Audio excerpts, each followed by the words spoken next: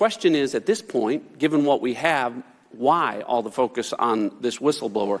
The best evidence of what President Trump said to President Zelensky is a transcript of what President Trump said to President Zelensky. I'm not casting aspersions on the whistleblower's good faith or their intent, but a secondhand account of something someone didn't hear isn't as good as the best evidence of what was actually said. And to that point, despite good faith, the whistleblower is in fact wrong in numerous respects. And I know everyone's not going to have time to read the whistleblower's complaint, but the whistleblower says that I am deeply concerned, talking about the president, that there was a serious or flagrant problem, abuse, or violation of the law. The whistleblower then goes on to say, I was not a direct witness to the events described. However, I found my colleagues' accounts of this to be credible.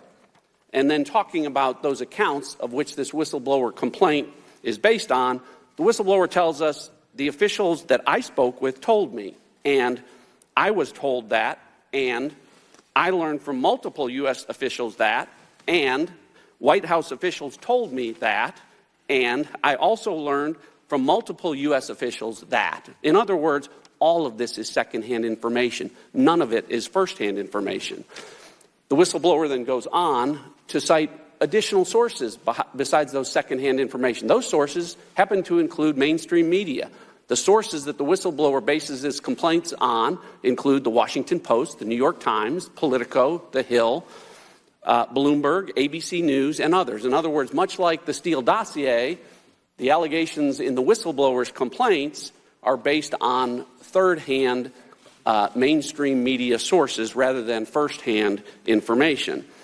The whistleblower also appears to allege crimes not just against the president, but says, with regard to this scheme to solicit interference from a foreign country in the 2020 election, that, quote, the president's personal lawyer, Mr. Rudolph Giuliani, is a central figure in this effort, and Attorney General Barr appears to be involved as well. But buried in a footnote, a couple of pages later, the whistleblower admits, I do not know the extent to which, if at all, Mr. Giuliani is directly coordinating his efforts on the Ukraine with Attorney General Barr.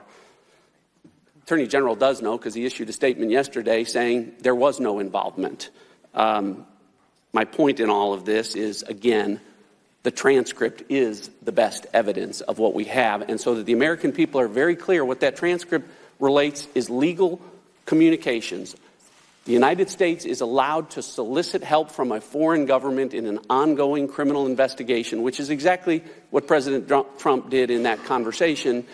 So if the Democrats are intent on impeaching the president for lawful conduct, then be my guest. I yield back.